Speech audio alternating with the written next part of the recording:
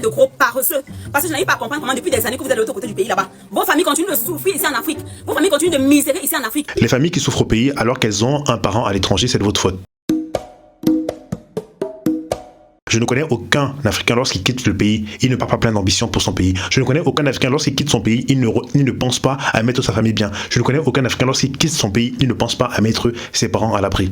Mais le problème, c'est que lorsqu'on arrive ici, lorsqu'on se sacrifie pour vous, lorsqu'on se prive pour vous envoyer des trucs, parce que oui, on se prive. Lorsqu'on se sacrifie pour vous envoyer quelque chose, pour que vous puissiez développer de l'argent sur place, vous croyez que nous, ici, on a une source intarissable.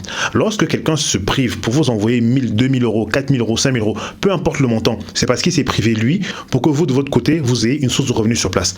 Peu importe le business, une boutique, un taxi, une rôtisseuse, un salon de coiffure, une maison en location, peu importe le business que un Benguis essaie de mettre en place au pays, la famille le prend toujours avec beaucoup de négligence.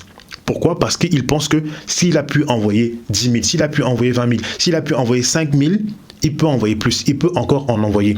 Parce que ici, l'argent ne finit pas, parce que ici, l'argent ne tarit pas. C'est votre problème au pays. Lorsque quelqu'un prend 50 euros pour t'envoyer, il se prive de ces 50 euros-là. Vous devez le comprendre. Ce n'est pas qu'on a trop du billet de 50 euros, non. La vie est dure. Mais encore une fois, vous ne pouvez pas le comprendre parce que vous ne le vivez pas. Vous voyez juste l'apparence, vous vous dites que il est bien, il a ci, il a ça. Alors que quand quelqu'un enlève de sa poche quelque chose pour te donner à toi, quelqu'un se prive d'un pouvoir d'achat, il te le donne à toi pour que toi tu puisses en jouir. Toi dans ta tête, au lieu de te dire que cette personne s'est privée pour moi, tu vas juste penser que cette personne m'a donné ça, elle aurait pu m'en donner plus. Elle va encore m'en donner plus. Alors que non, tout a une fin.